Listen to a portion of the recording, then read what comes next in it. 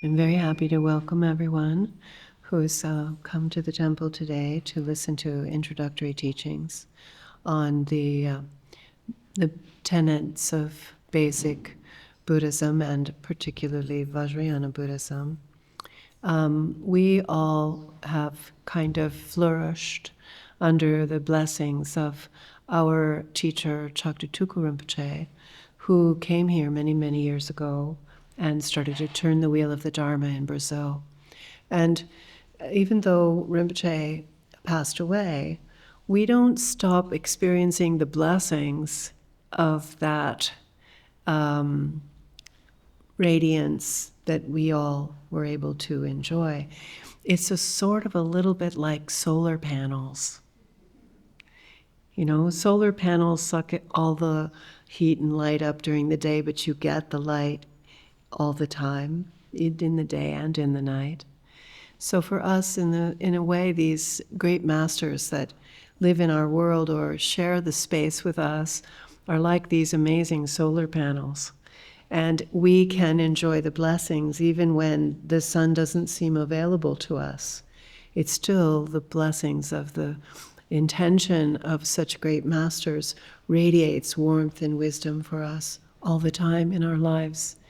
And and I think those of you who have been around for a while can understand my metaphor. But if you haven't ever met solar panels, you might not understand what the real advantage of them is.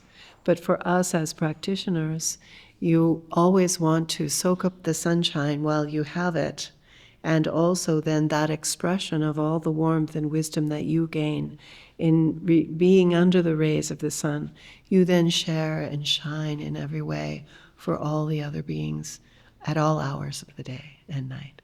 O Lama Tsarin disse que está muito contente de receber todos aqui no templo, todos que vieram para receber esses ensinamentos introdutórios sobre as bases do budismo em geral e mais particularmente do budismo Vajrayana. Nós aqui florescemos sob as bênçãos do nosso professor Chagdotuko Rinpoche, que veio ao Brasil alguns anos atrás e girou aqui a roda do Dharma. E agora, na verdade, mesmo que ele já tenha falecido, nós não deixamos de apreciar e aproveitar e nos beneficiar das bênçãos de Chagdotuko Rinpoche, dessa radiância de Chagdotuko Rinpoche que continua brilhando sobre nós. A Lama disse que grandes mestres como o Chagdu Rinpoche são como grandes painéis solares. Eles ficam ali recebendo e armazenando a luz do sol durante todo o dia, mas depois, quando vem a noite, eles continuam gerando energia, a gente continua se beneficiando daquilo que foi feito durante o dia. E para nós, os grandes mestres que compartilham esse mundo com a gente durante um certo tempo, durante alguns anos de suas vidas, eles são como esses grandes, imensos painéis solares. E nós somos capazes de apreciar e nos beneficiar dessas bênçãos, mesmo quando o sol parece não estar mais disponível, mesmo quando a noite chega, mesmo quando esses grandes mestres não estão mais fisicamente entre nós. E para aqueles que já estão aqui há algum tempo, já acompanham os ensinamentos há mais tempo, conseguem entender bem o que significa essa metáfora da Lama Tsering. E para aqueles que estão chegando agora, vocês vão começar a entender aos poucos também. De modo geral, nós, praticantes, temos essa intenção e esse compromisso de aproveitar o máximo de calor, de energia, de luz, enquanto ela está presente aqui com a gente, enquanto esses grandes mestres estão presentes, para depois, então, podermos compartilhar essa luz e esse calor, brilhar essa luz e esse calor durante dia e noite, todas as horas do dia e da noite, com todos os seres. So this morning, I would ask for all of you now as our guests to kind of open your minds and exercise what we call a kind of, we call it equanimity. But what it really is a kind of inclusivity, where one allows the inclusion to include all beings. to include all beings in your moment, that you're not alone, the birds, the fishes, the, people who might live on another planet, even your mother-in-law. You might wish she could live on another planet, but all the humans, all the animals, that we include them in our mind, because they are all like us. And this is, again, this equanimity. For us as human beings, we tend to always try to notice what makes us different than everybody else, what makes us unique, what gives us our edge, what gives us our percentage on, winning because we're better, or we run faster, or we jump higher, or we have something that's our special, different trait that gives us an opportunity to stand out and be counted, noticed, not just, a gray blur with everybody else. But the Buddhas and the Bodhisattvas and the great masters talk about it differently. And it's interesting and also quite challenging, because the Buddhas, especially Shakyamuni Buddha, he said that every being, no matter who they are, is valuable. Every being has its own life. It's valuable. It might not be valuable to you. It could even seem to you to be a big problem. But to each and every being, as our life is valuable to us, even if you have bad days and you think your life isn't very valuable, you get over it. Or you take medicine because you're not on the right side of things. Your life is valuable. Every breath is valuable. It's precious.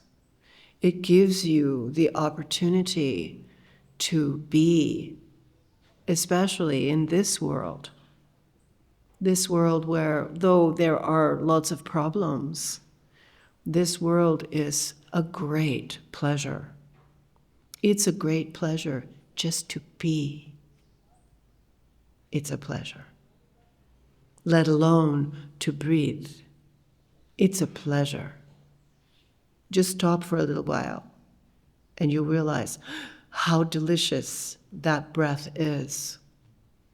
And so we, as human beings, are very fortunate, but we're not different than every other being. We have better conditions than most other beings. But every being values itself. Even if your only value of yourself is that you don't like yourself, you have the chance to not like yourself in your life, with your life. But basically, what motivates every being is that they want to be happy. They just want to be happy. And that's why we think one day is a good day and one day is a bad day. Because maybe we're not happy that day. And we think that we should be happy. Well, every being wants to be happy. No being wants to be unhappy. Only if they think being unhappy is a better option because they can't be happy, they'll just be unhappy, thank you. They still are using the same system of wanting to be happy. And yet, we don't know how to truly be happy. We don't understand, and neither do they. And we understand more than they understand, but they don't have the option. They want to be happy, they don't want to be unhappy, and they are truly valuable in and of their own experience. And so, what happens for us as humans, and especially enjoying the light of the Buddhas, what the Buddhas say to us is that every being should be happy, but we just don't know how to make that work. And this is why, out of great love and compassion, the Buddha taught. They taught us how to understand life, how to enact in the life in order to produce happiness, not only for ourselves, but for all beings. So what I'm asking you to do here in this moment is to kind of let down your guard and cast a loving eye and a compassionate eye towards all other beings, and let them be included within your aspiration that all beings could be free of suffering and that all beings could find happiness, both immediate and ultimate. Então, nessa manhã, o que a Lama Tsarin pede de nós é que a gente abra um pouco a nossa mente e exercite um pouco o que a gente chama de equanimidade. Mas equanimidade aqui significa simplesmente uma inclusividade total. É você permitir que a sua mente abarque, inclua todos os seres no seu momento, no que quer que você esteja fazendo. Então, é notar o fato de que você não está sozinho. Tem os pássaros, os peixes, as pessoas, os seres talvez de outros planetas, a sua sogra, mesmo que talvez você queira que ela viva em outro planeta. Então, não existimos só nós aqui, são todos os humanos, os animais, todas as possibilidades de seres. E o que a Lama Tsarin pede de nós é que a gente inclua todos eles no nosso pensamento, na nossa mente. Porque para nós, seres humanos, a gente tende a focar a nossa atenção naquilo que nos torna diferente de todos os outros, aquilo que nos torna únicos, aquilo que nos dá alguma vantagem comparado com os outros.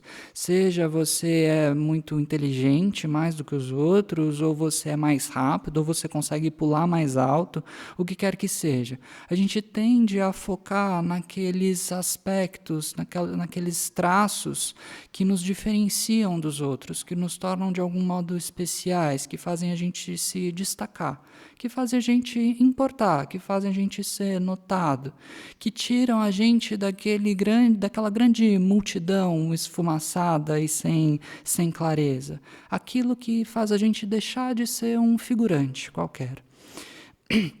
Mas o que os Budas, os Bodhisattvas e os grandes mestres nos ensinam e tentam levar a nossa atenção é para algo diferente, o que é bastante desafiador para nós. A gente tem realmente esse hábito de focar naquilo que nos diferencia dos outros.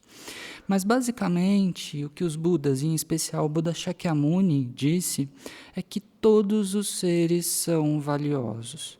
Todos os seres valorizam as suas próprias vidas. A vida de cada um dos seres é valiosa, em primeiro lugar, para eles mesmos.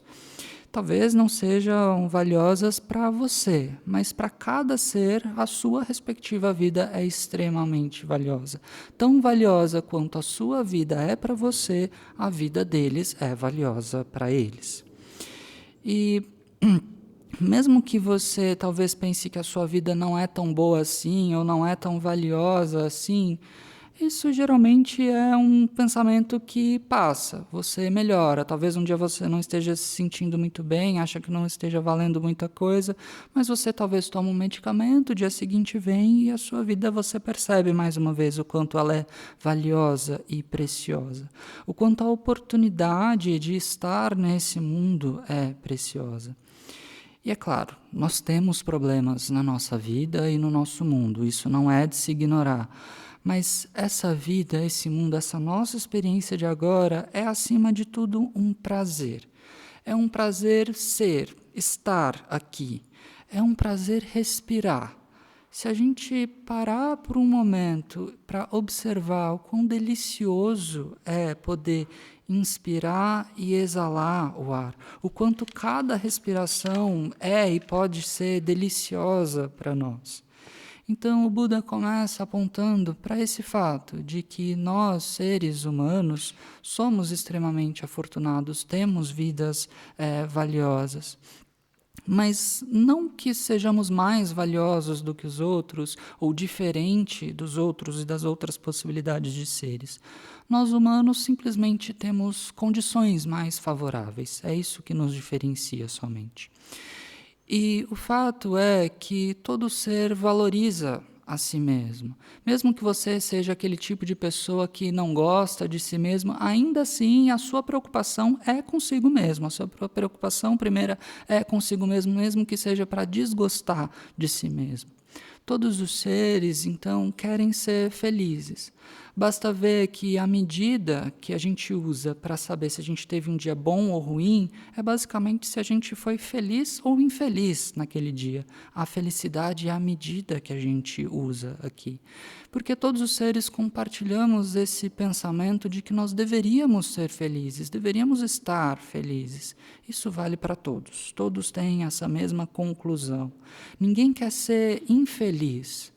Talvez tenha uma pessoa ou outra, um ser ou outra que acha que quer ser infeliz porque de algum modo acha que aquilo vai o fazer feliz e se estiver feliz vai estar infeliz e etc. Mas ainda assim é uma busca de felicidade. Ainda assim está operando dentro desse mesmo sistema de busca por felicidade. No entanto, a gente não sabe como ou onde encontrar essa felicidade.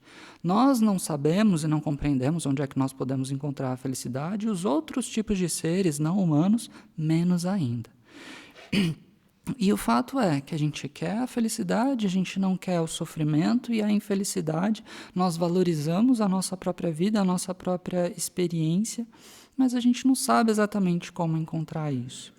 Mas como humanos nós temos uma condição bastante diferenciada e extremamente afortunada. Nós podemos apreciar a luz que o Buda trouxe através dos seus ensinamentos. E ele começa nos ensinando que todos os seres têm justamente essa sensação ou essa intenção e sentimento de serem felizes. Todos os seres compartilham essa mesma situação de buscar a felicidade e não saber onde, não saber como. E então, com imenso amor e compaixão, o Buda ensinou. Ele ensinou a nós como que nós devemos compreender essa vida, como que nós devemos agir nessa vida para podermos produzir para nós e para todos os seres a felicidade que nós tanto queremos. Então, o que a Lamatseri impede de nós aqui no início desses ensinamentos é que a gente abaixe a guarda um pouco, que a gente permita essa inclusividade com relação a todos os seres, essa inclusividade compassiva com todos os seres, que a gente inclua todos eles no nosso desejo de liberdade perante o sofrimento, que a gente inclua todos eles na nossa intenção de felicidade, que a gente aspire pela felicidade tanto imediata quanto definitiva de todos os seres.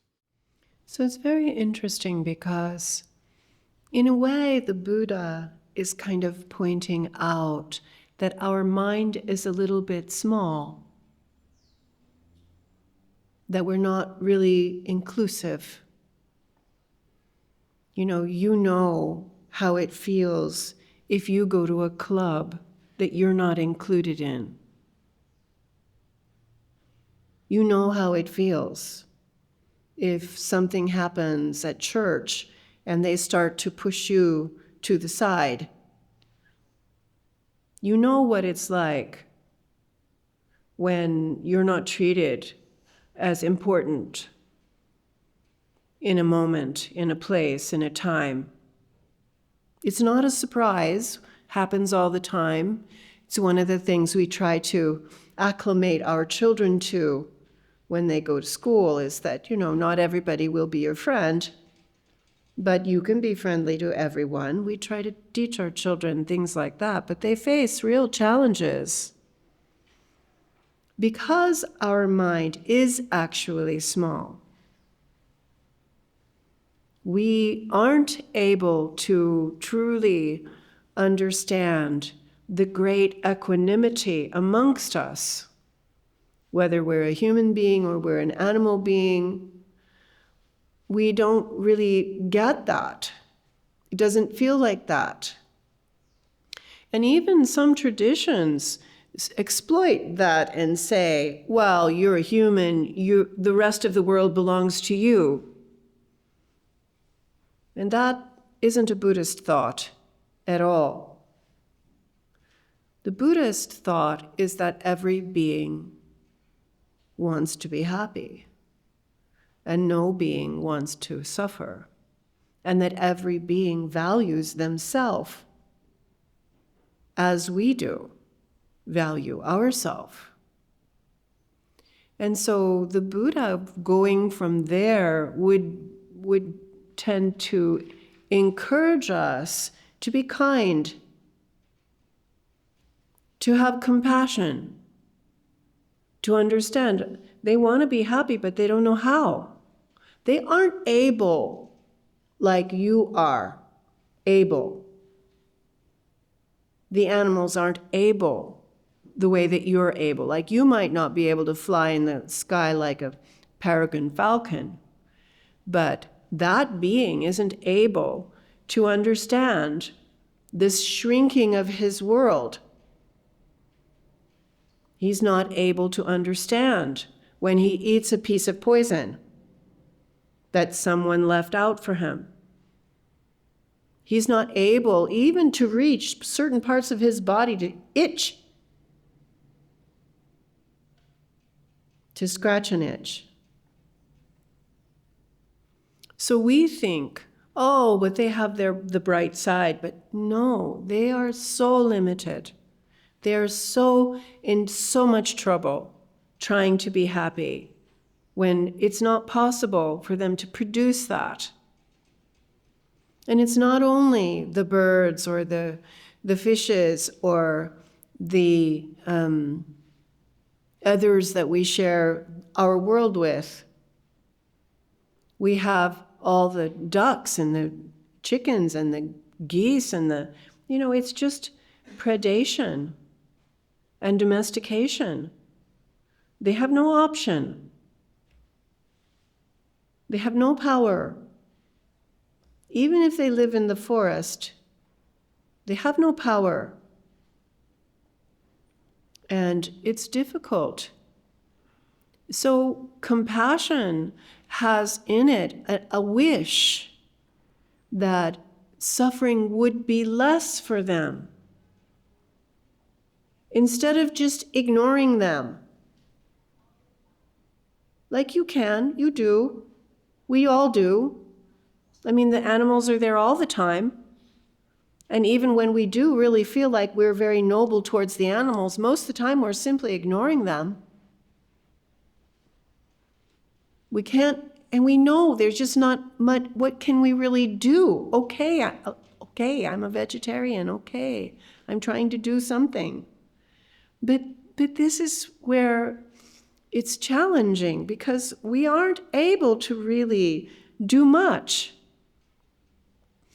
And that's not even dealing with the lady at work who's just a Mala St. Elsa every day. And how in the world am I I don't even want to think about her. At best, I don't think about her. At worst, I think lots about her very badly. And so the Buddha is really pushing us in a way that's not comfortable because we don't know what to do about the lady at work. And the Buddha's saying, but you should be kind and you should be compassionate, but we don't know what to do about that lady at work. And we don't know what to do to save the fishes and the coral reefs. We don't know what to do to even clean Marginal. We're faced with all these challenges of not really knowing what to do. And the Buddha, so amazing, so amazing. The Buddha said, well, there is a solution to the suffering of beings. Not only human beings and animals, any kind of being, anywhere.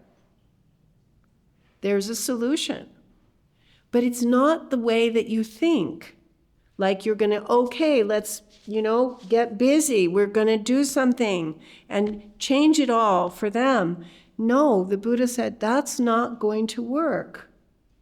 Because the reason why we suffer, the reason why we are born, the reason why they are an octopus and not a human, the reason why the woman at work is trying so hard to make your life miserable is because she thinks that's going to work for her. She thinks if she makes you miserable, she's going to be better off. Every being that is not enlightened is always serving themselves. Even when they try to include others in their life, they still bear the burden of thinking that they are the center of the universe. And the Buddha said, this is not a problem of the universe. This is a problem of the mind. And we can change our mind. The mind is changeable. When you change your mind, your world changes. You experience a different quality of life when you change your own mind. But I'm telling you, I know lots of Buddhists, and they're still trying to change everybody else. Every single day, all day long, they're trying to change everybody else. They haven't accepted just the basic premise that it's your mind that's seeing your world.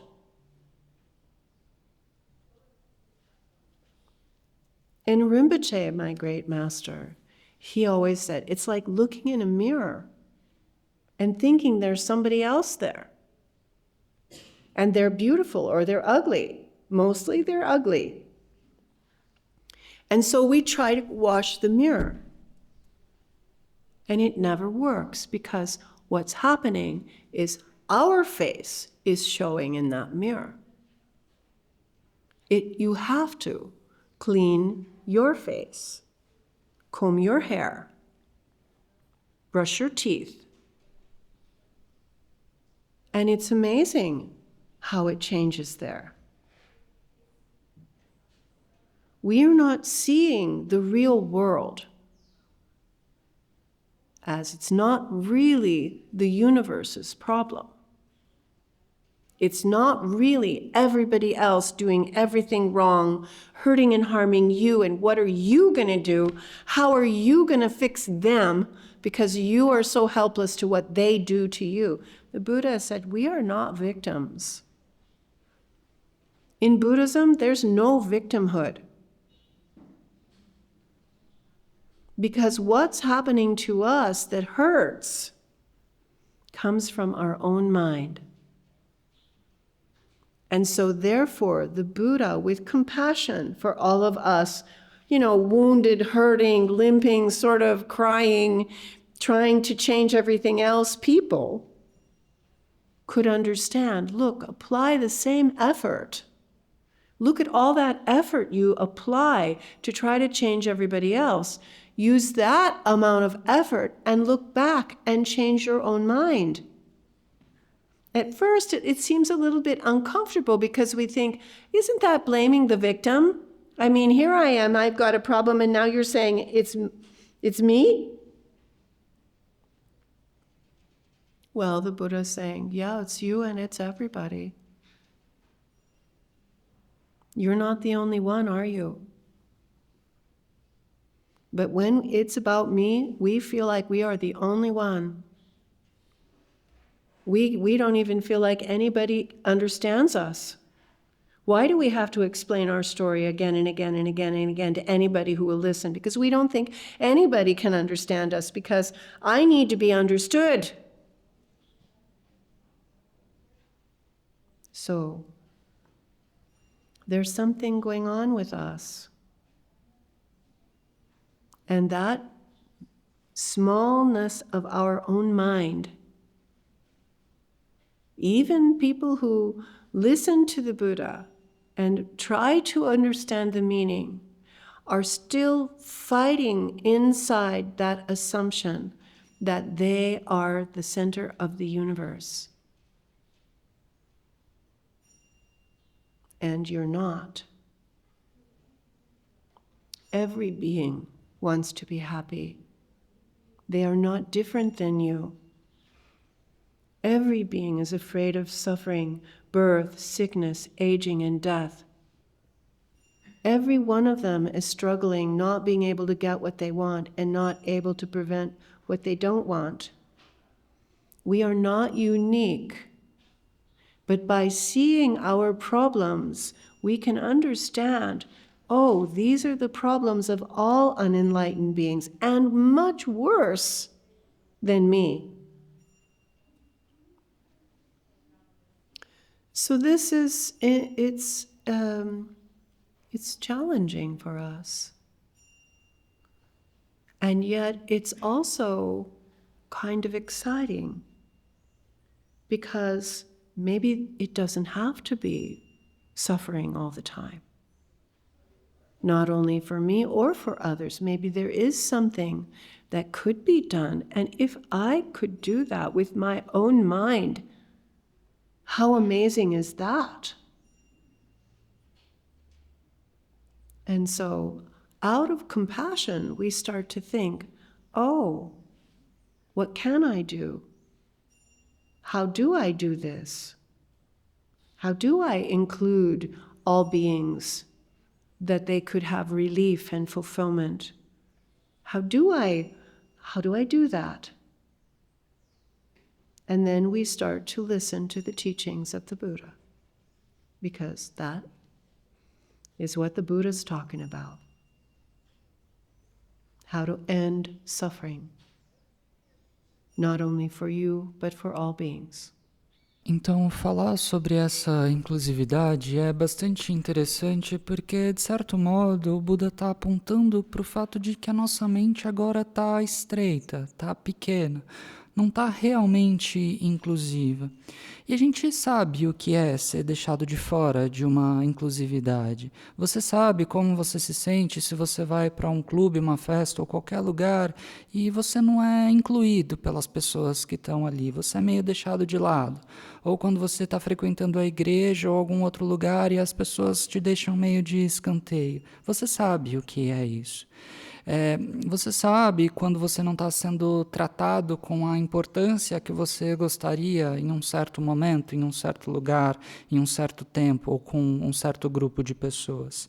Então, esse tema da inclusividade não é de fato novo, não é uma surpresa para nós, acontece o tempo todo. A gente até ensina para as nossas crianças, olha, nem todo mundo na escola vai ser seu amigo, mas tente ser amigável com todo mundo. Então, a nossa mente está nesse estado agora diminuto, pequeno, limitado. A gente tenta entender o que seria essa grande equanimidade que abarca humanos, animais e todos os seres, mas a gente não sabe de fato o que é ter uma mente que inclui todos eles. E, na verdade, algumas linhas de pensamento, algumas tradições até mesmo exploram essa nossa tendência de nos acharmos mais importantes do que os outros e não termos essa capacidade de uma grande inclusividade. Elas dizem coisas do tipo, olha, nós humanos, nós é que somos os escolhidos ou os importantes aqui, todo o restante do mundo e do universo pertence a nós, deve servir a nós. Esse é um pensamento nada budista. O pensamento budista vai no sentido contrário, dizendo que todos os seres são valiosos. Todos os seres são valiosos pelo menos para si mesmos. Todos os seres têm esse desejo igualmente legítimo de serem felizes, de buscarem a felicidade, de não terem sofrimento e infelicidade. E é a partir daqui, então, do fato de que todos os seres anseiam pela felicidade, igualmente anseiam pela felicidade, é a partir daqui que o Buda começou a ensinar e nos encorajou a sermos bondosos e compassivos. Porque exatamente todos os seres querem ser felizes, mas eles não sabem como. Basta a gente ver os animais, eles não têm grandes capacidades, eles não são capazes de entender as limitações da sua própria mente, não são capazes de compreender a sua própria situação.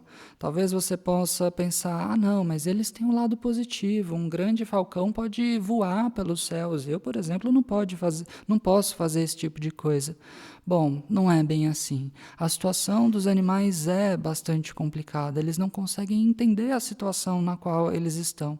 Muitos deles não conseguem nem mesmo coçar alguma parte do corpo que esteja coçando para se aliviar de algum modo. As possibilidades de alívio do sofrimento deles são muito limitadas. Então, eles não têm qualquer possibilidade ou capacidade de produzir alguma felicidade de fato.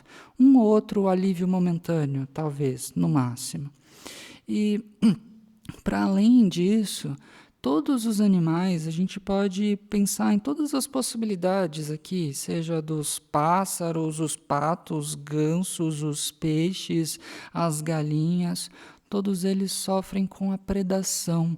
Tem uma cadeia alimentar em cima deles aqui. Além disso, eles sofrem com a domesticação por nós, humanos.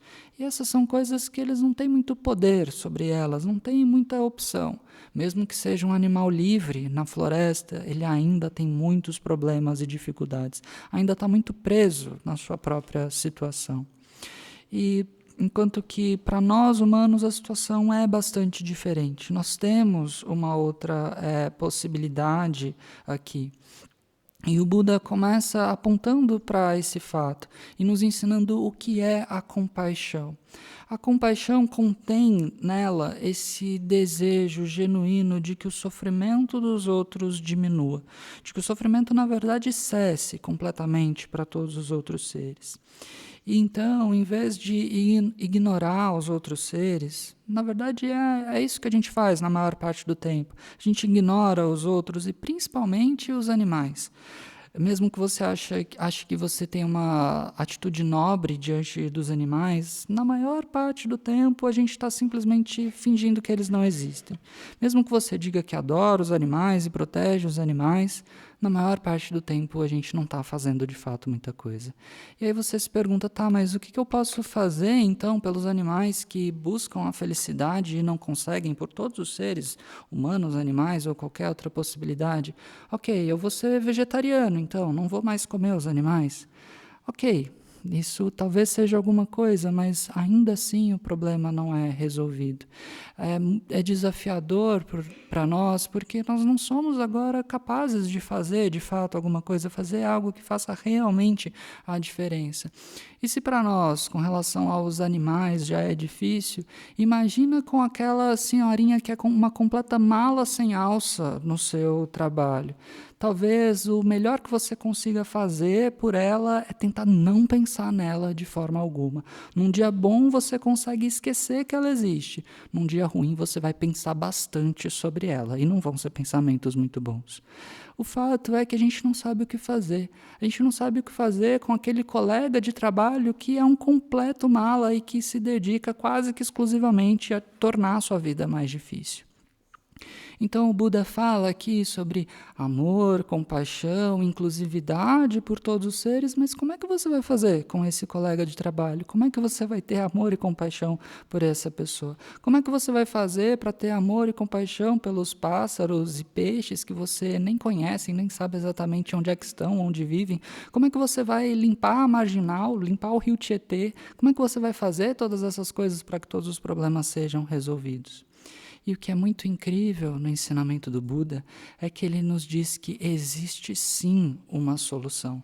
Existe uma solução para tudo isso. E aí você imediatamente deve pensar, ok, então mãos à obra, venham galera, vamos fazer alguma coisa, o Buda disse que existe uma solução, então vamos lá. Mas o Buda falou, calma, não é bem assim.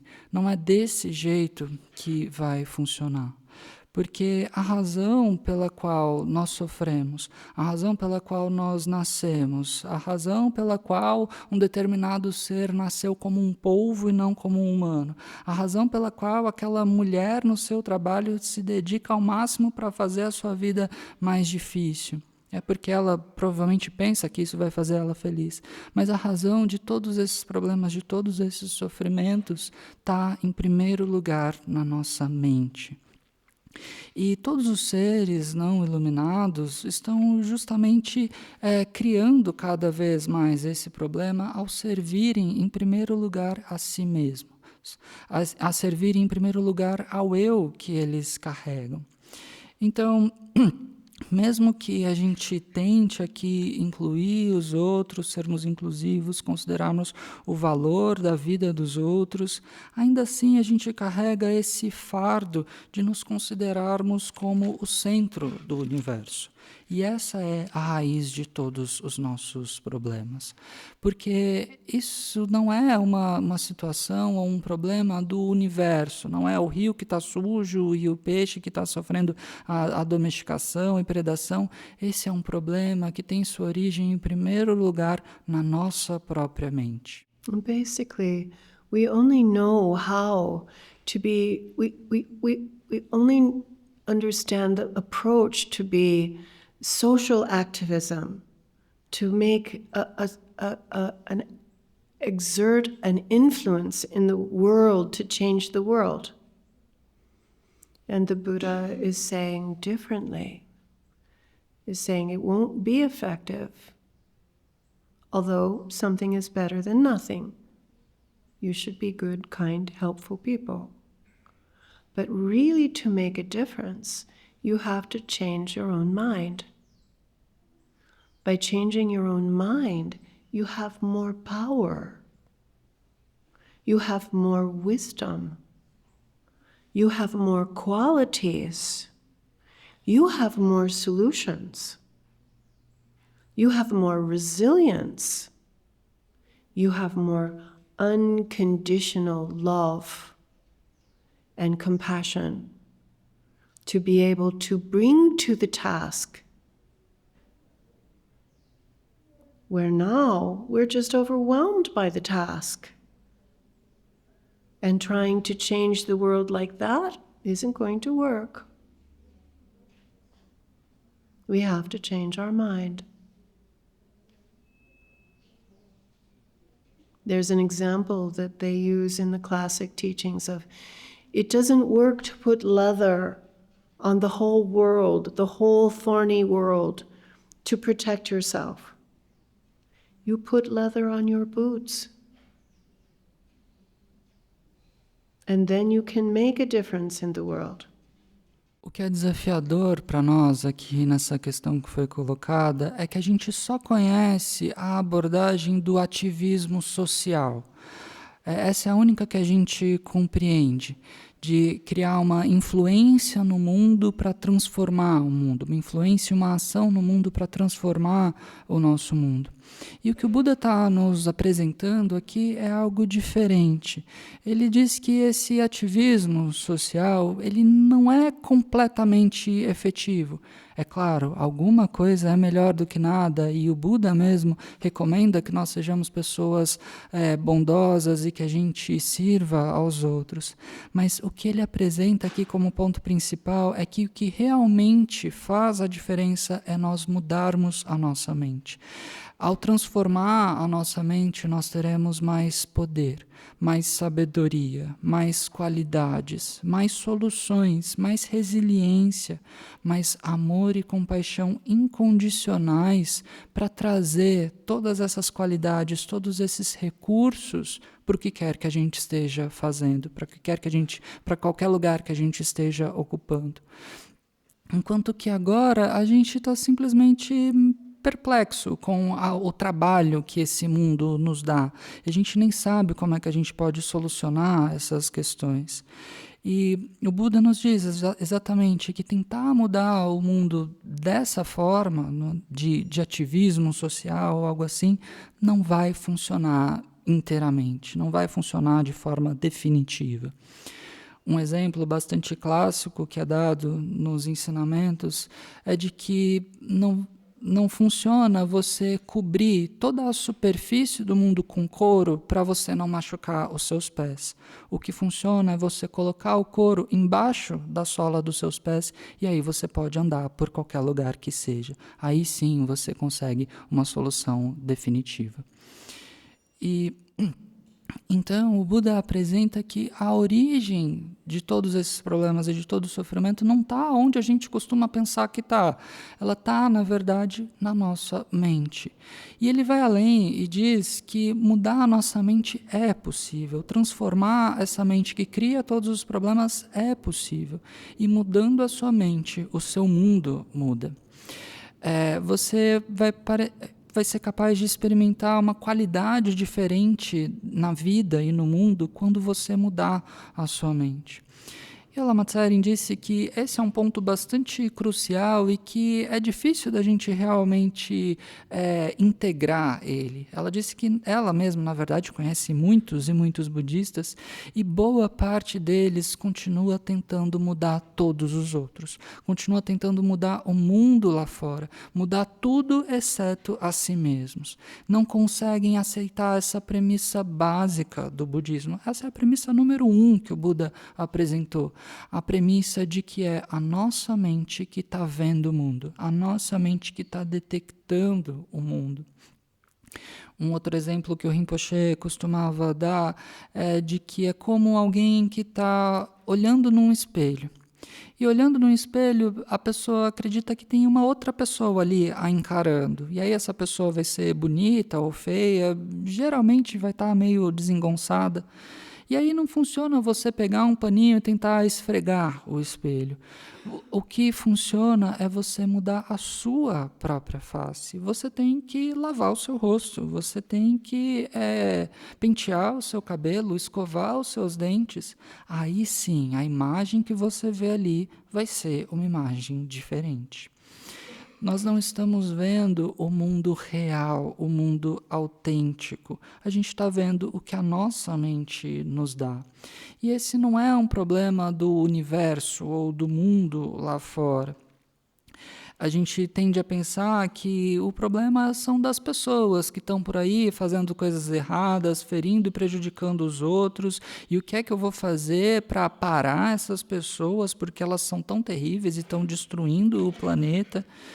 E o que o Buda vem e nos diz é o contrário. Ele dá um passo atrás, dizendo que nós não somos vítimas da situação, precisando de um justiceiro ou algo assim.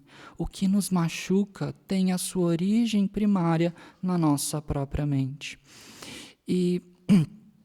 E agora, então, nós somos essas pessoas que estão aqui machucadas, chorando, meio mancando, se arrastando pelo mundo, buscando por uma solução, aplicando todos os nossos esforços para mudar os outros, acreditando que eles são a origem do nosso sofrimento, enquanto o que o Buda diz é: olhe para a sua própria mente. Olhe para a sua própria mente em primeiro lugar. E aí, nesse momento, a gente pode se levantar contra o Buda e dizer: tá, mas se você está culpando a vítima, é isso que está acontecendo aqui? Eu estou aqui sofrendo, tem tudo isso acontecendo comigo, tem todos esses malas sem alça na minha vida, e você está dizendo que o problema sou eu? E o Buda diz: sim, é você e todos os outros. Todos estão funcionando dentro desse mesmo sistema de mente que cria todos esses problemas. No entanto, agora a gente ainda se sente como o centro do universo, a gente se sente como se a gente fosse o único, e a gente acha que nós estamos sempre certos e as outras pessoas não nos compreendem, porque eu preciso ser compreendido e os outros não são capazes de fazer isso. Então, existe algo bastante evidente aqui acontecendo com a nossa mente, com essa nossa mente estreita. Go back a little bit. It's about blaming the victim. Blaming the victim. Okay? So, yeah, somebody threw a rock at your head. Somebody did that. You're bleeding. And you're saying, I did that? That's my mind? That's what happened because of my mind? Excuse me, they threw a rock at me. And now you're saying it's my problem? That's called blaming the victim. I'm the victim. But the Buddha is saying, no, you're not the victim because there were causes that have come together in such a way because of previous actions of your mind and your thoughts that have left you open to a moment where this could happen. It's not exactly that the guy throwing the rock is the cause. The guy throwing the rock is the result of the cause. And the cause happened within our own mind. This is why it doesn't work to change the mirror. I don't know if we're there yet. It doesn't work to change the mirror. It only works to change your mind because we don't understand how our own mind works. But it works a little bit like a dream works. If you dream that a guy throws you a rock, who do you blame? And why are you a victim? You dreamt that. Your mind made that. You composed the whole thing. I mean, you didn't really mean to. It just seems to be happening. And the Buddha is saying, yes, there are causes and conditions that are not accidents.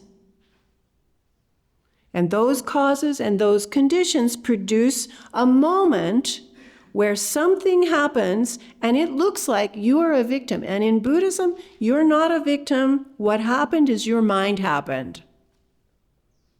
Your mind, born. Your mind causes and effects and conditions, actions and reactions. Your mind causing results that we like or we don't like. And how you know that you're dealing with your own ordinary mind is that everything the ordinary mind creates is impermanent. That rock happening on your forehead event had a beginning and a duration and an end. It's an event. Your ordinary mind produces events, and you experience them just like a dream. This is why we don't understand how our mind works. And the Buddha went to great lengths to teach us many, many examples about how the mind works so we could start to get an understanding of, oh my goodness, I am not a victim. Yeah, I mean, you could say you're a victim of your mind, if you want to say that, if you're attached to being a victim. You know, a lot of people are very attached to being victims because it gives them a position, especially to themselves. They're innocent. They're noble. How something could happen like that is just unreasonable. Gives you a place to blame everything. It's got some kinds of credibility. Only within ignorance does it have credibility.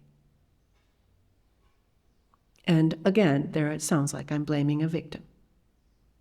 If you don't understand how your mind works, you don't know what a dream is. And if Tyrannosaurus Rex is chasing you in a dream, it all seems true and real.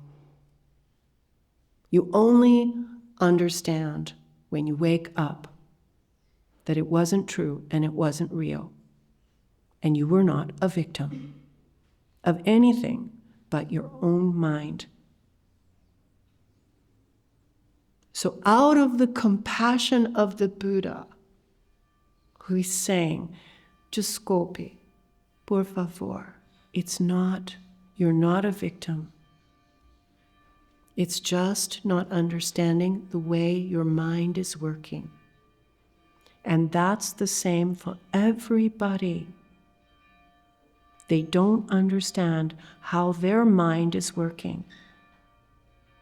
This is why compassion is so powerful in Buddhism, because it's the compassion you feel for the ones who bear the ignorance of not knowing their own mind.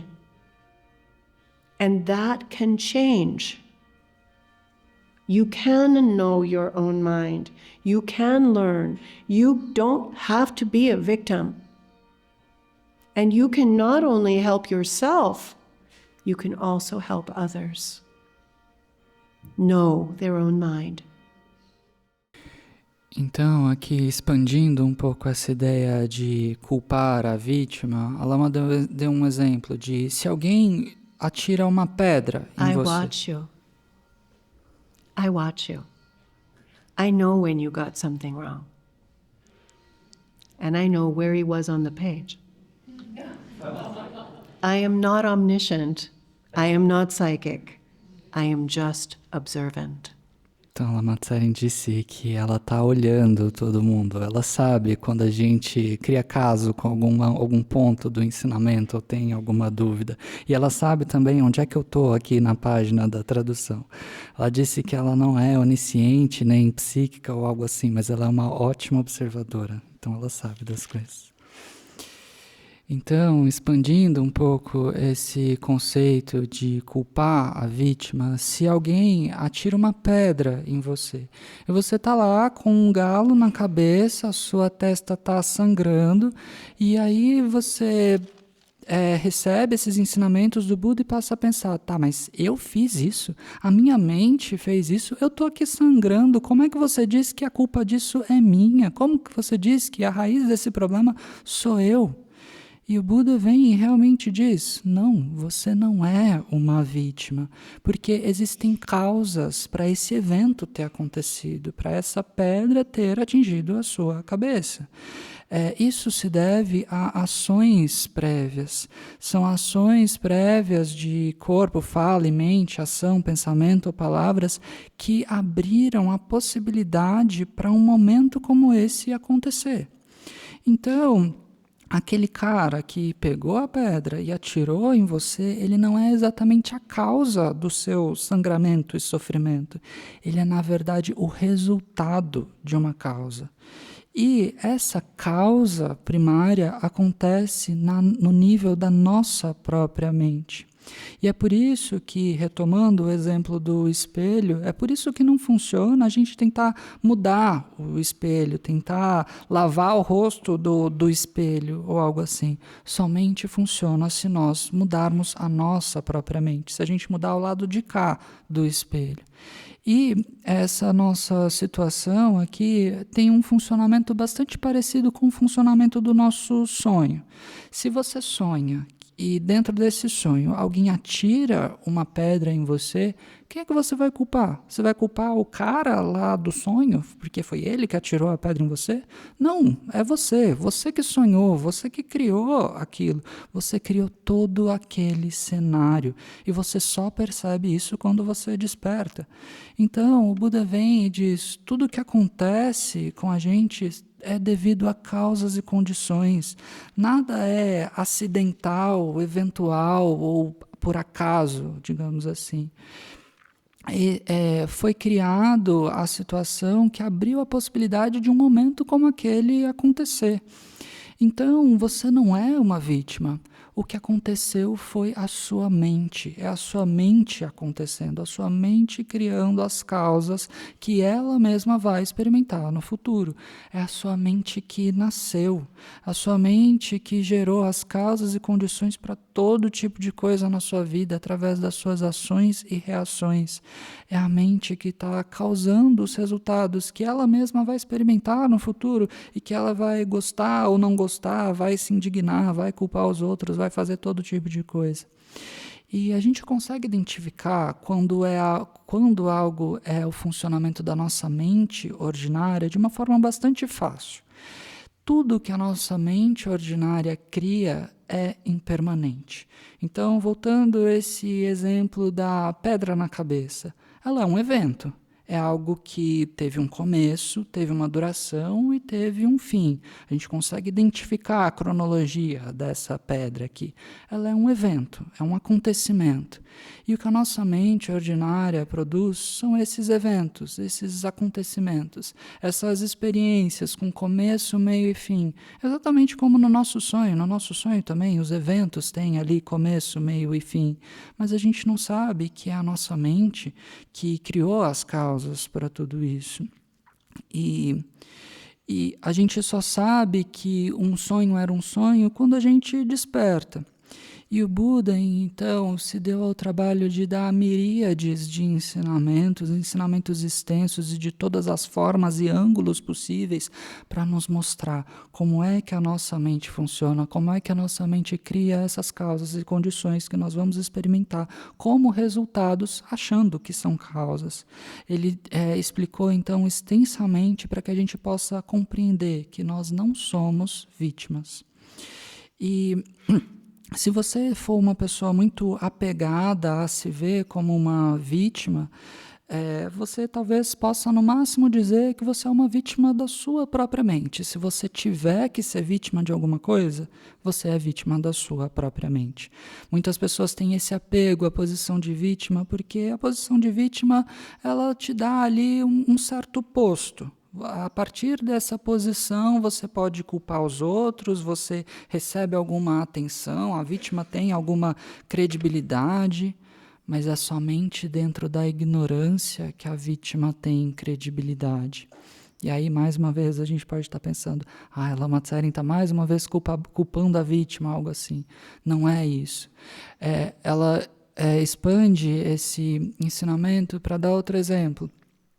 Se você está sonhando que tem um Tiranossauro Rex te perseguindo, aquele Tiranossauro Rex realmente parece real, você está realmente amedrontado, ele realmente vai te comer dentro do sonho.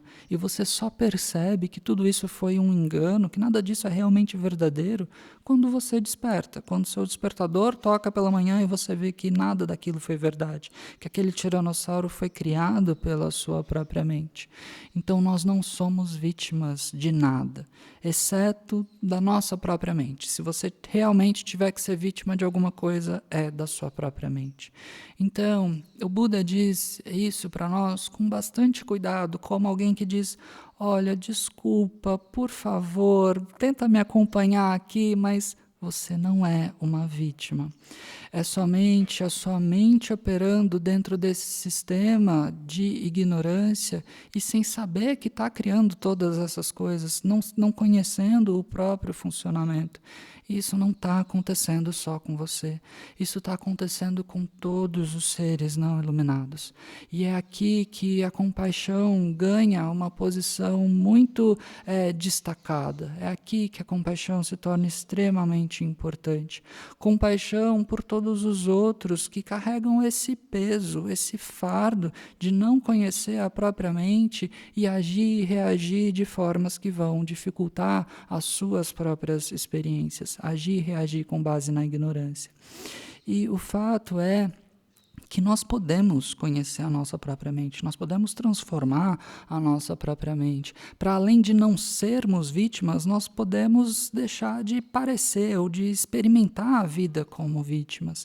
A gente pode sim transformar a nossa mente para nos ajudar e ajudar os outros a conhecerem as suas próprias mentes. So it's also very hard to understand, but interesting that within Buddhism, as a practitioner of Buddhist philosophy, as owning the idea that you're a Buddhist, you don't blame others. You know that it isn't because of them that you have a problem. Now that's a lot harder to do than not be a victim. Like there's some sort of, we can kind of go there. I mean, not easily because we're still feeling victims, but it's pleasant. But in activity, it's not blaming. It isn't their fault. They are the result. They are not the cause. It happens, but it is not their fault that it happens. And this means, where goes your object of anger then? Where goes your big disappointment then? Where goes your, right to be angry and picky, judgmental? But these people, me, I'm not only judgmental of the people, I'm judgmental of their mother. What kind of woman raised people like this? So when I'm really judgmental, it's like through the generations. But we have no blame in Buddhism. There's nobody else the fault of what happens to us. And that's very amazing and powerful. When you stop exerting the fault and putting the fault on them all the time, you have a lot of power left to understand the tragedy of their ordinary mind. You can have compassion for their ordinary mind. You're not a victim, and it's not their fault, but it's certainly happening. And whatever they do in that moment, why it's not blaming is because the only thing that can happen to you belongs to you. It is your causes and conditions, your activities of ordinary mind, your thoughts, your emotions, your perceptions, your judgments, your actions based on judgments. You threw a rock. For some good reason, you threw a rock. And that rock can only land on the thrower.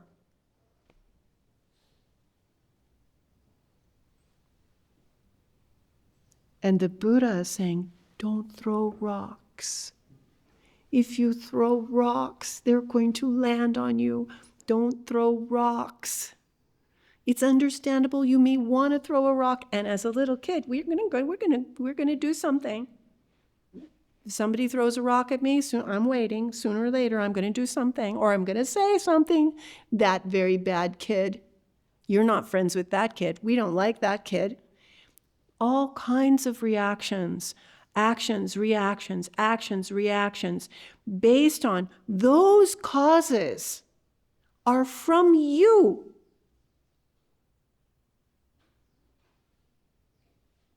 And that's why it happens. So the Buddha said, don't harm anyone with your body or your speech or your mind. I think it's a very big, the Buddha didn't make rules, but that's very big advice. It's hard because there's so many people throwing rocks at me. We don't understand that everything that we think or say or do is not like a rock or a ball or a stick. You just throw it and it rolls out there and that's it. It's a boomerang. Everything you think or say or do is a boomerang. It comes back to the sender. And we don't understand why it hits us in the head. This is the compassion of the Buddha. To say, don't, please don't. If you don't want pain and anguish and suffering, don't do pain and anguish and suffering upon others. because that's what will come back. Instead, do kindness, love, compassion. I mean, it's a little selfish, right? Okay, well, I'm glad somebody told me, is what I thought. When I heard this, I thought, how could I get through almost 25 years of my life and nobody told me this boomerang thing? That's a big piece of information. How am I going to get along without that piece of information? I'm still blaming, critical. So it's a challenge for us to understand, not to hurt or harm others, and understand there's nobody to blame for whatever your story is. And I'm so sorry the story can be so difficult. But as difficult as it is for you to not understand how your mind works, that's how difficult it is for all of them. Because everything they see, or say, or think, or do is going to happen to them. And you might think, oh, good. I knew that Sogra, she deserves it. It's not good. It's not. Suffering doesn't have to happen. It's so sad. And that all suffering could end is the goal and aspiration of Buddhism. That every being could be free in the true nature of their mind, beyond the confines of suffering and pain, and be free in their true nature.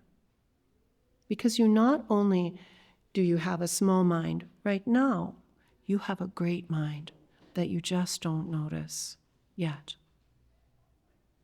That's the whole idea with enlightenment. Enlightenment isn't somewhere else over the rainbow. Enlightenment is the true nature of your mind. If you understood how your mind works, you could reveal the true nature of your own mind and be free. Not only free for yourself, but free for all beings. E esse ponto é realmente desafiador para a gente integrar aqui, mesmo que a gente seja praticante, mesmo que a gente seja alguém que se considera budista e que adota os ensinamentos do Buda. Essa ideia de que nós não devemos nunca culpar os outros pelas coisas que acontecem com a gente. E justamente essa compreensão de saber que o que quer que aconteça não se deve aos outros, qualquer problema que aconteça com você não é culpa do outro que está ali te entregando aquele problema, isso realmente não é fácil para a gente. Nós estamos sim apegados a essa posição de vítima, ela é de um certo modo confortável ou prazerosa. E como resultado de adotar esses ensinamentos, de fato, significa que você vai deixar de culpar os outros. Em qualquer hipótese, você não vai culpar os outros. Você não vai se colocar nessa posição de vítima. Se lembrar que os outros ali, naquele evento, naquela situação, são o resultado e não a causa.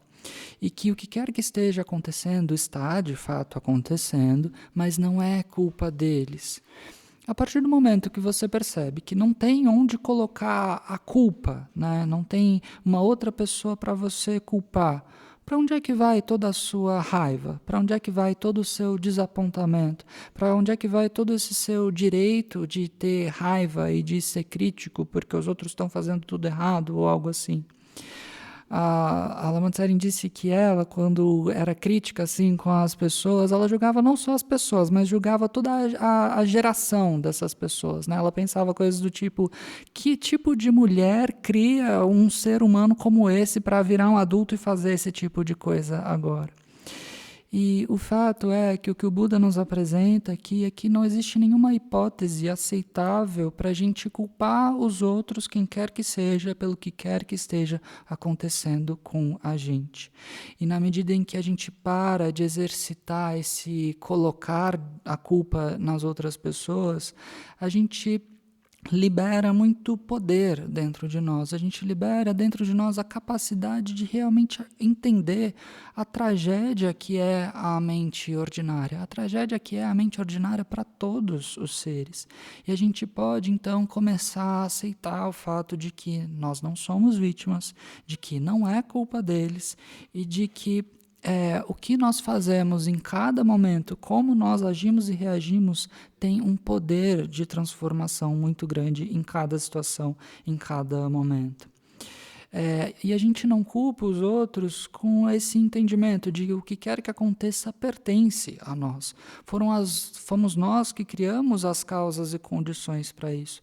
As nossas ações de corpo, fala e mente, os nossos pensamentos, as nossas emoções, percepções, as nossas críticas, as nossas ações baseadas nessas críticas, todas essas são as causas que produzem os resultados que nós experimentamos no futuro.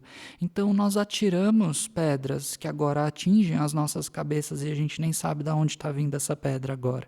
A gente atirou essas pedras, talvez com ótimas razões, mas ainda assim essa pedra foi atirada por nós.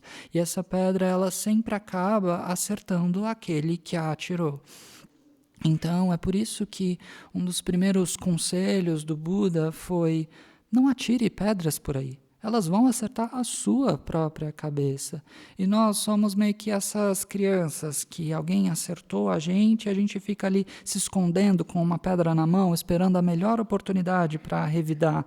E o que o Buda disse foi exatamente o contrário. Não revide.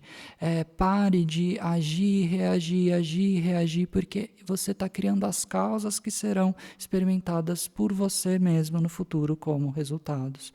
É isso que está acontecendo agora com a nossa mente ordinária e com as nossas ações baseadas nessa mente ignorante.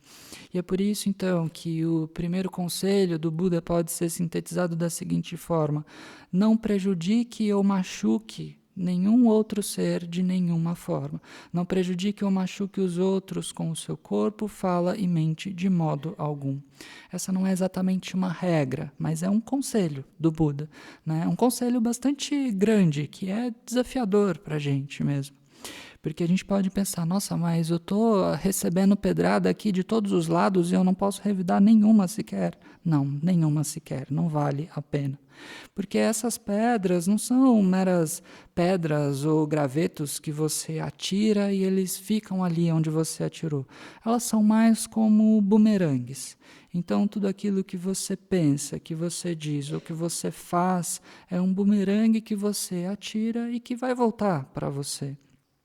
E aí, quando volta para você, você não faz a menor ideia de onde que ele veio, por que ele atingiu você, quem que tacou isso e etc. E então esse conselho do Buda vem diretamente da compaixão imensa do Buda. É com compaixão que ele nos diz: por favor, não faça isso. Se você não quer sofrer com dor, angústia e sofrimento, não inflija nos outros essa dor, sofrimento e angústia. Não seja a causa do sofrimento dos outros para você não experimentar isso no futuro. Em vez disso, seja amoroso e compassivo. Ajude os outros no melhor da sua possibilidade. Até aqui parece que é um conselho bastante egoísta, individualista, assim, tá? Eu não vou machucar os outros porque eu não quero ser prejudicado no futuro e etc. Parece bem fechadinho nesse sentido. E a Lama Tsering se lembra de quando ela recebeu essa instrução pela primeira vez. Ela tinha já 25 anos de idade e ela pensou: nossa, eu já estou aqui nesse mundo há 25 anos, já recebi todo tipo de informação sobre todo tipo de coisa, mas essa que é tão crucial, ninguém nunca me disse. Como que ninguém nunca me disse? Mais uma vez, culpando todas as pessoas, todo mundo por não ter dado essa informação para ela antes. Então, é esse o nosso desafio aqui, entender que nós estamos nessa história onde não há culpa. A gente não pode culpar os outros pelas coisas que acontecem com a gente. E a Lama Tsarin disse que ela sente muito, porque ela sabe o quanto as histórias podem ser difíceis, podem ser dolorosas.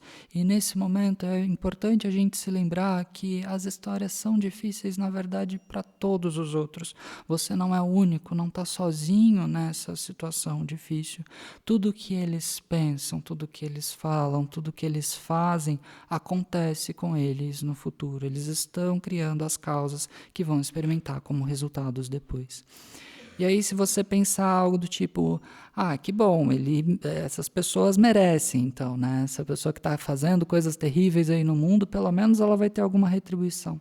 Não, não é que bom, não é ainda bem, é uma tragédia, é algo terrível as pessoas criarem o seu próprio sofrimento inadvertidamente devido à própria ignorância e confusão. Because in Buddhism, there are no insignificant others. Every being is significant. They are significant in that they long for happiness and are afraid of suffering just like we are. And that every one of them is meaningful.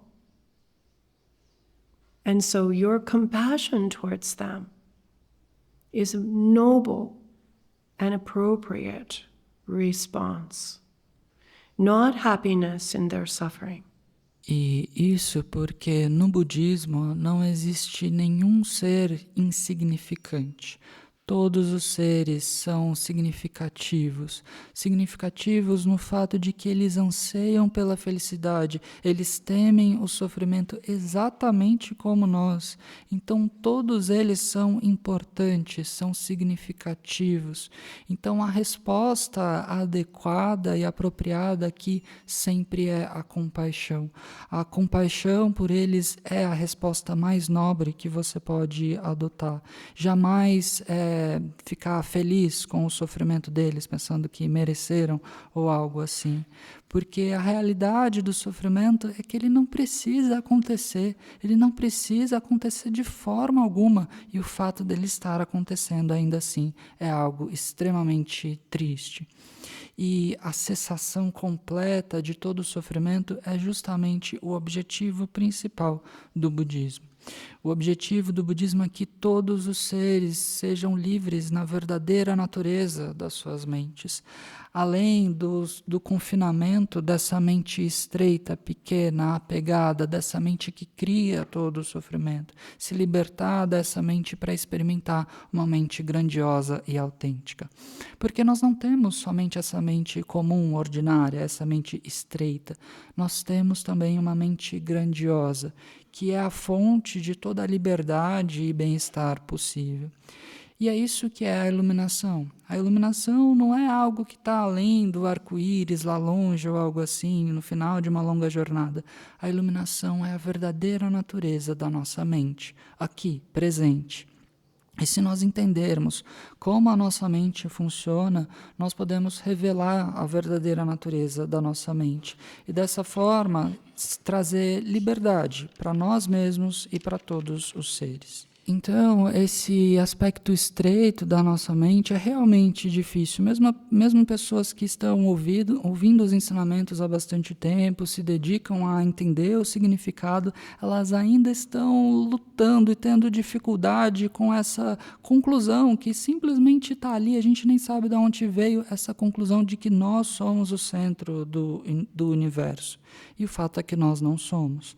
Todos os seres são importantes, todos eles temem o nascimento, o envelhecimento, a doença, a morte. Todos eles têm dificuldades em não conseguir obter aquilo que eles desejam, não conseguir evitar as tragédias e sofrimentos que eles não desejam. Então nós não somos únicos na nossa situação aqui. De forma alguma nós somos únicos. A nossa situação é exatamente a mesma de todos os outros seres. E olhando para a nossa própria dificuldade, para o nosso próprio problema, aqui a gente pode começar a compreender melhor o problema dos outros, entender que esse é um problema de todos os seres não iluminados. E, na verdade, talvez o problema dos outros seja muito pior do que o seu, se você analisar honestamente.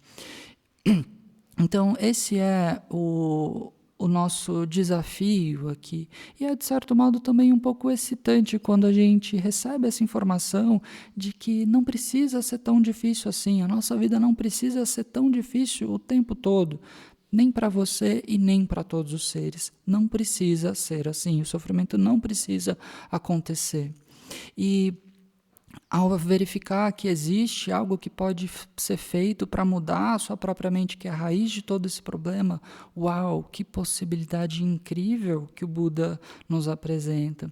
E é essa a motivação pela qual nós procuramos o Buda, com compaixão por todos os seres que estão na mesma situação que nós. A gente aborda ele como quem pergunta, ok, o que eu posso fazer então? Como que eu posso incluir todos os seres na minha aspiração para que todos eles encontrem alívio, para que todos eles tenham bem-estar? É com essa motivação que nós nos aproximamos do Buda e começamos a ouvir os seus ensinamentos, porque ele ensinou justamente isso. Como que nós podemos cessar o sofrimento completamente para nós mesmos e para todos os seres. So this kind of inclusivity has to start somewhere. Like it's nice, it's big, the idea of, oh, I love and compassion for all beings throughout the limitlessness of time and space, and then coming home and kicking the dog is not really appropriate. So the Buddha's teachings start with our mother. It would be easier if it were the dog. It's, mom has a lot of complication mixed up in there. But your mother is the source of your life. She's it's noble that you received this life, that you have this life, this body, this mind, that you could understand the Dharma, that you could learn, that you could change your own mind. You have a body only because of that woman. Men complain a little bit because they don't get equal billing in this particular teaching. But it took your mother to gestate you. It took your mother to give you birth into this world. It actually took your mother or someone else who behaved in a motherly way to help you survive in this life and understand this world and do your best. We struggle a lot when we aren't able to have enough love and kindness from our mother. But even if you are one of those people who didn't have the luxury of love and kindness from your mother, she still gave you life. And that is the most important thing you've got, is your human life. And with this human life, you can use it to realize how your mind works. But your mother's not really unique. All of us have this person who has done so much for us. And so we start with our mother, like inclusivity and compassion. It's not that we imagine mom is perfect. That's not true. Mom is suffering just like you and me, wanting to be happy, not wanting to know, and not understanding how. Not wanting to be unhappy and making everything worse all the time, with every thought and every word and every action. So we can look at this lady who did so much for us and understand she's in trouble. I mean, if you still have her, because she may have already been taken by death.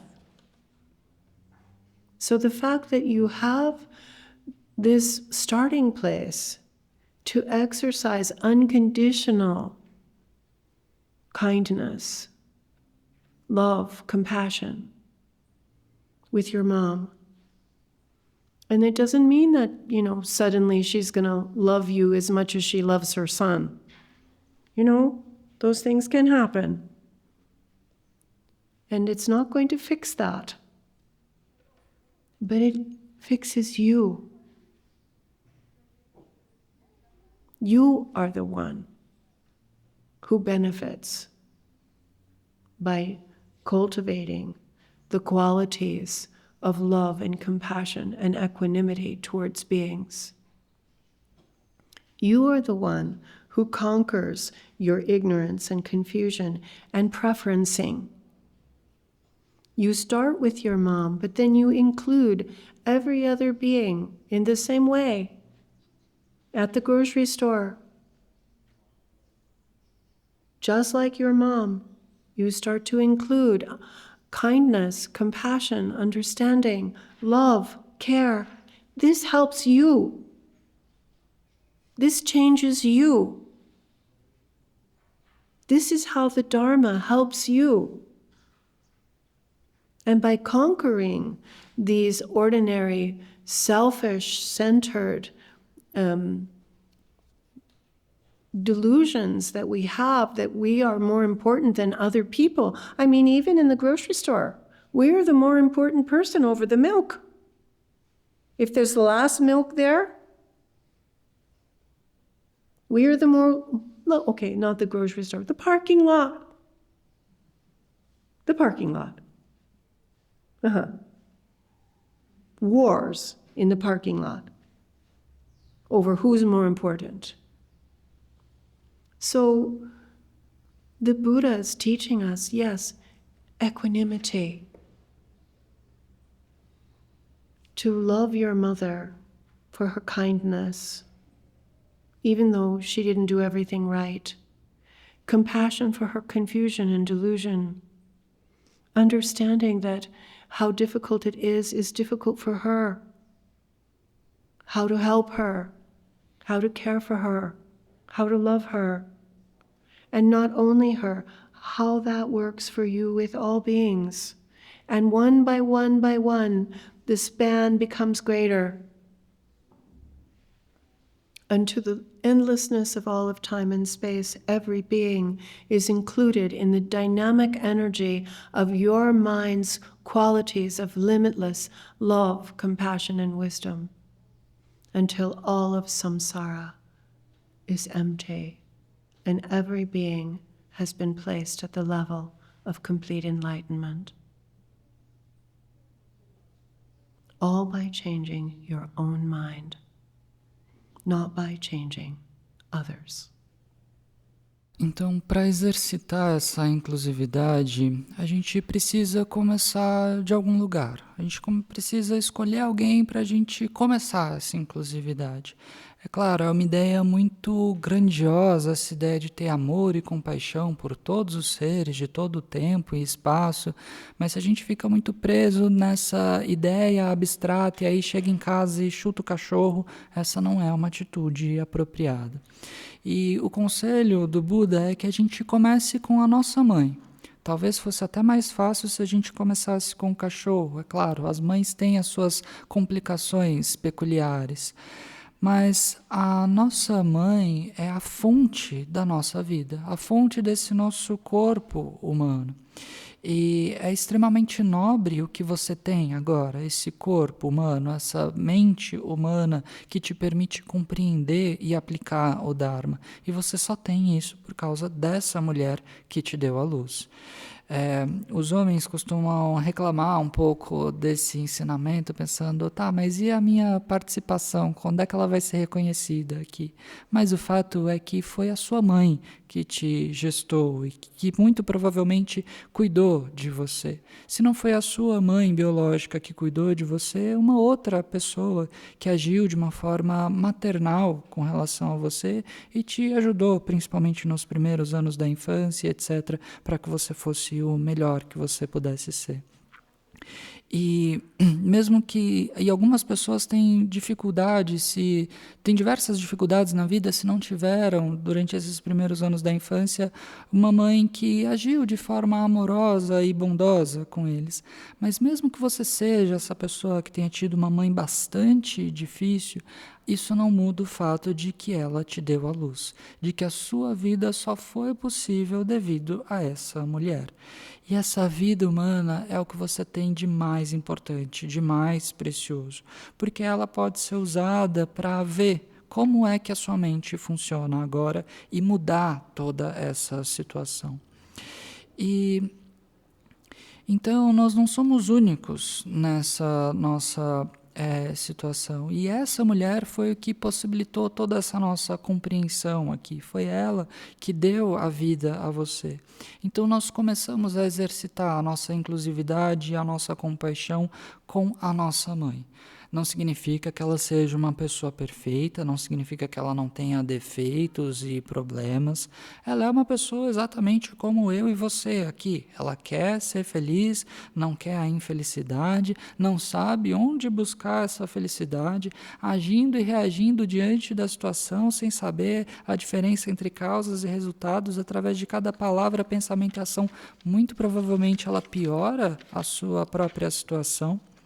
E o fato é que ela te deu muito, ela te deu algo extremamente valioso e olha onde ela está agora. Olha o problema no qual ela se meteu, agindo e reagindo, criando as causas que ela vai experimentar no futuro. Onde ela está agora? Isso, na verdade, se ela ainda estiver aqui nesse mundo viva, talvez a sua mãe já tenha falecido, mas isso não muda o fato de que ela te deu algo extremamente precioso. E é por isso que o nosso exercício de bondade, amor e compaixão incondicionais se inicia com a nossa mãe, já que é ela a pessoa que nos deu o que nós temos de mais valioso. Isso não significa que se você praticar isso com a sua mãe, todos os defeitos dela vão desaparecer, ela vai passar a gostar de você tanto quanto ela gosta do seu irmão. Não significa que vai consertar ela ou algo assim. Esse exercício conserta você, em primeiro lugar. É esse o propósito dessa inclusividade. Você, em primeiro lugar, se beneficia de cultivar essas qualidades de amor, compaixão e equanimidade, em benefício dos seres. É você que conquista aqui, em primeiro lugar, a sua ignorância, a sua confusão, as suas preferências e rejeições. E então, a partir do exercício com a sua mãe, você passa a incluir os outros seres que estavam ali na periferia do seu pensamento. Você passa a incluir todos os outros, desde a pessoa que te atende no mercado, quem quer que seja. Você inclui todas elas no seu amor, na sua compaixão, na sua compreensão, no seu cuidado. E isso transforma você, transforma a sua mente. É assim que o Dharma te beneficia. Ao conquistar essa delusão autocentrada que a gente tem, essa delusão de nos considerarmos o centro do universo. É assim que a gente se liberta e se beneficia. E, no entanto, agora a gente não tem muito essa capacidade de inclusividade. Basta ver as nossas ações quando tem o último... a última garrafa de leite no mercado, você certamente vai achar que ela é sua porque você precisa mais do que os outros, ou algo assim. Ou então no estacionamento, quando tem poucas vagas, certamente as pessoas são capazes de travar uma guerra por uma vaga de estacionamento. E o que o Buda nos ensina em cada uma das situações é justamente a equanimidade, de que os outros são tão importantes quanto nós, tão ou mais importantes quanto nós. E nós começamos a mudar a nossa mente, mudar a nossa forma de pensar através da nossa mãe. Nós passamos a amar e apreciar essa pessoa, a nossa mãe, pela bondade dela de ter nos dado essa vida.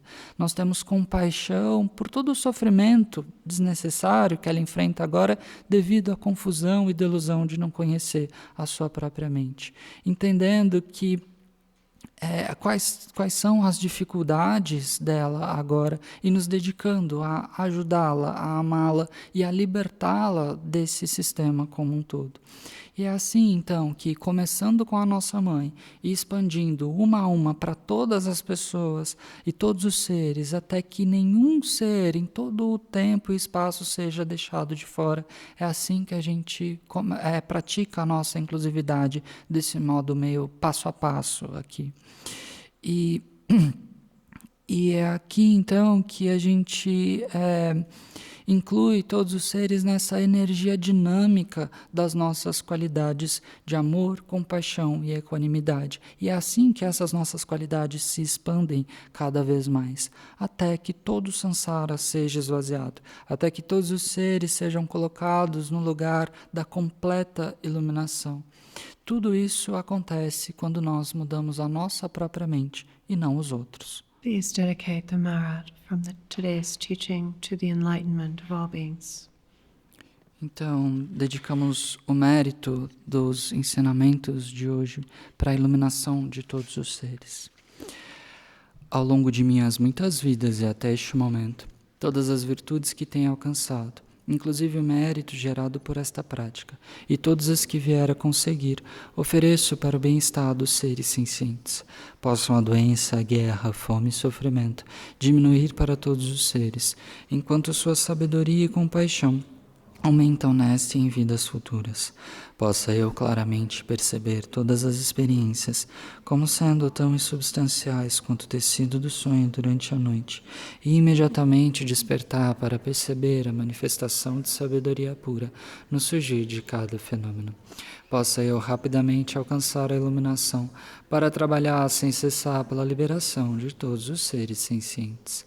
Budas e Bodhisattvas em conjunto, seja qual for sua motivação, sua ação benéfica e preces auspiciosas, seja qual for sua onisciência, realizações e poderes benévolos, e seja qual for sua imensa sabedoria, eu que igualmente venho para beneficiar os seres, rogo para que possa alcançar as mesmas qualidades. Neste exato momento, possam nem mesmo os nomes, doença, fome, guerra e sofrimento ser ouvidos pelas pessoas e nações da terra, mas possam sim sua conduta moral, mérito, riqueza e prosperidade crescer, e possam a suprema bem-aventurança e bem-estar sempre surgir para elas.